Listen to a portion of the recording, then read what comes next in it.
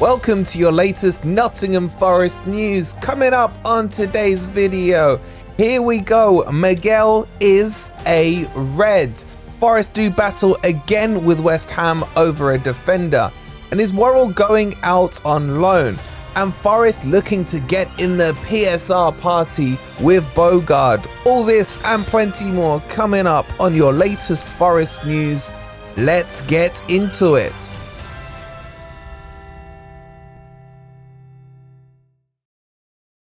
Good morning, good evening, or good night. Hope you guys are doing well, and welcome to your latest Nottingham Forest transfer news.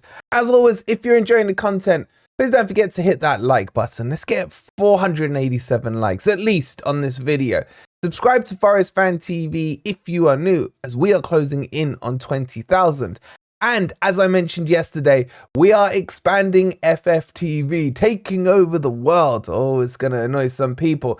So we'll be starting some extra content on playback from Tuesday for the England game and much other things going on with Forest, etc. So thank you to everyone who signed up. If you haven't signed up already, scan that QR code there or click on the link that's in the comments and in the description. Sign yourselves up, ready for Tuesday, where we kick it all off there. Okay, so, oh, and by the way, signing up is free and everything. There's no cost, as always. Anyway, let's kick off with Carlos Miguel, because Carlos Miguel is a red.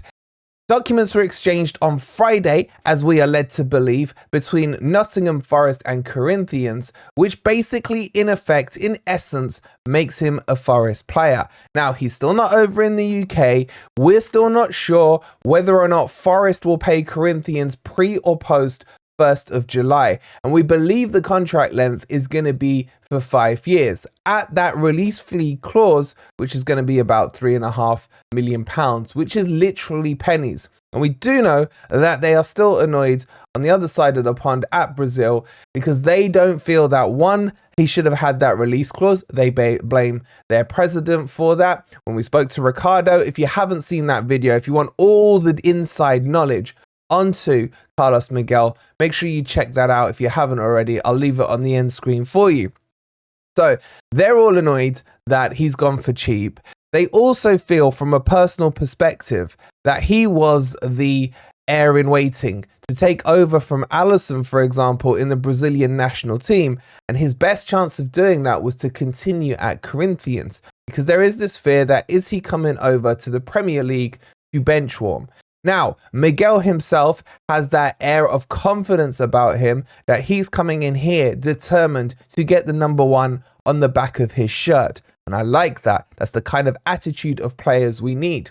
And for me, at 25, I still think this could be a long-term thing for Forest. If he can establish himself between the sticks this season and look confident, look cocky, have a bit of shithousery about him, then Forest could be looking at a goalkeeper for the next 5 to 10 years potentially.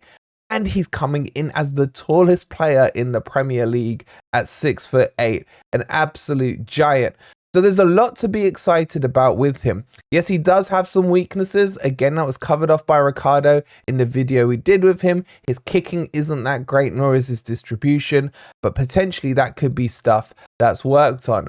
So expect to start seeing the fanfare and the red carpet rolled out officially from Forest over the next few days, but it could drag out till the 1st of July, depending on when the money gets exchanged. But how are you guys feeling about Carlos Miguel? This one is done and dusted. Get your thoughts in the comments down below. Okay, let's move to another battle yet again between Forest and West Ham, as Jayden Oosterwolde is the one that they are both targeting from Fenerbahçe. The 23-year-old left back, who is valued currently at about 12 to 13 million euros, could be set to leave Fenerbahçe to come to pastures new. Now, another team, and it's another team that seems to always be linked with Forest, West Ham, is now Napoli as well, are being linked with him.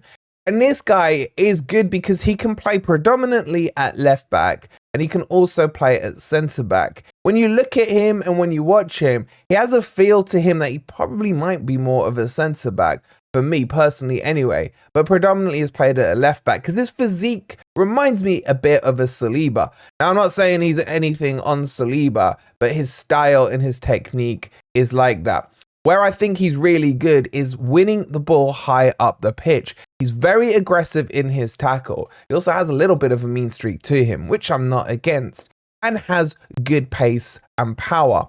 So this is clearly now becoming a position of importance for Nuno because we've just been linked with Loku. We told you about him in yesterday's video. Make sure you check that out if you haven't already. Now we got Jayden being linked to Forest, and there have been one or two other rumours about left backs coming forward. So this one, and I'm starting to believe, is a position of priority for Nuno. And we discussed it yesterday. I won't go over it again with the whole Einar Nico Williams thing. But do you guys think left back should be a priority for Forest? With Omar Richards as well now returning back to the City ground, Forest do have some numbers when it comes to fullbacks. But is this 23-year-old the right answer? And at 12 to 13 million euros, could cost Forest a pretty penny. How do you guys feel about him? Have you heard of him? Do you know him? Let me know in the comments down below. Okay, let's move on to some developments on Joe Worrall. But before we do, as always, don't forget to follow us on our socials. You got Twitter, you got TikTok, you got Instagram. And if you want to send me a message on WhatsApp, the number's there. And that's where you'll get your instant news. So if you want to know it by the minute, you know, it's quicker than recording, etc. Make sure you're following us, especially on Instagram and on Twitter. All the links are in the description. The Joe Worrall is still set as things look even to leave Nottingham Forest. He is heavily linked with Sheffield United. We told you a couple of days ago that initial contact had been begun between the two clubs. However, with Sheffield going through a takeover, it seems like nothing's going to happen until that's processed or the green light has been given by the incoming ownership. And Coventry have now stepped into the fold and are showing an interest in Joe Worrall. However, they are not looking for him on a permanent deal. They would be looking at him as a loan. And I don't know how I feel about this. There are pluses and minuses to loaning Joe Worrall out. Firstly, if he can't go before the 30th of June, apart from going on loan, we may have to go down that option. We wouldn't get the 4 to 6 million that he's valued at, but we could maybe get £1 million on the loan fee. Secondly, Joe Worrall has signed a 2-year extension on his contract. So it would start, if Joe Worrall, say, went on loan to Coventry for a year, when he comes back, you're looking at potentially only having a year left on his contract, which means 6 months later, he could leave Forest on a free full stop. So I'm not really for this loan side of it. For me, and you guys know I hate them, but Sheffield just feels like the right fit. Even though they probably won't pay us, we need this done by the 30th of June. And for me, this loan deal to Coventry just doesn't suit the Forest agenda. And I would much prefer a permanent deal gets over the line. There are one or two others interested in the Championship for Joe Worrall, but no one's really put their hand up yet and put in a bid or made contact. The firmest ones we have, Sheffield United and now Coventry City. But how do you guys feel about the prospect of a loan with Joe Worrall? Let me know in the comments down below. Alright, so let's move on to some more transfer links as Forest are linked with central defensive midfielder Bogard from Aston Villa. Now, he's a young kid, 20 years old, one of their academy players, I believe. Been out on loan at Bristol Rovers, basically not really done much there. He's only valued at 600k. But according to Romano, this is going to cost about 4 million euros to do. And Villa are up for it, I mean, no doubt, seeing that it's 3.5 odd million more than they're after. But he's saying that the final decision will end up in the kid's hands of whether or not he makes the move.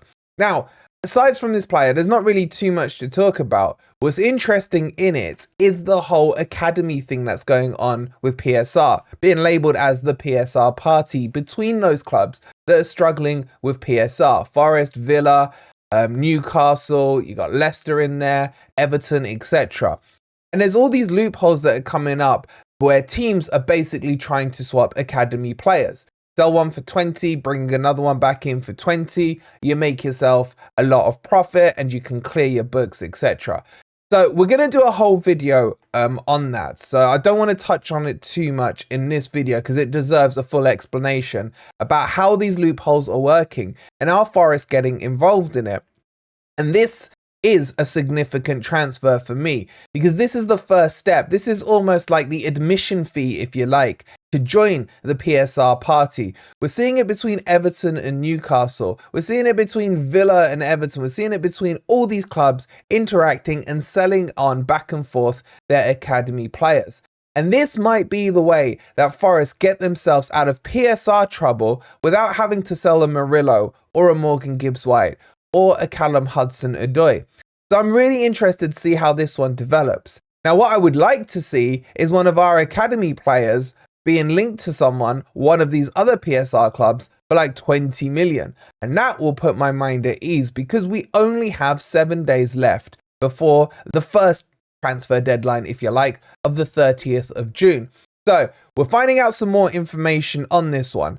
My gut feeling says that Forest are going to get into this PSR party, and we will have a lot of information coming up shortly for you guys on it. But in terms of this player himself, he actually could be a decent player. He could be a fit in Forest, but maybe not straight away. We are definitely lacking with central defensive midfielders, and he could be one that fills that void going forward. But more importantly, and I can't stress this enough, if Forest get into this PSR party, then we can keep Murillo, we can keep Morgan Gibbs-White, we can really start to build for next season. So stay tuned as we will break to you the details of how the clubs are getting around all of this. And that brings you up to date with your latest Forest news. If you haven't already, please don't forget to hit the like button and subscribe. Make sure you do take a quick second, scan that QR code, help us start to expand Forest Fan TV across other platforms as well. And if you haven't already seen the chat I had the other day with Antonio, talking about the other players we're getting in, the likes of Eric Da Silva, Raquome from Palmeiras, I'll leave it on the end screen, as well as my chat with Ricardo on Carlos Miguel. We'll see you on the next video. Enjoy the rest of your weekend. Come on, you Reds.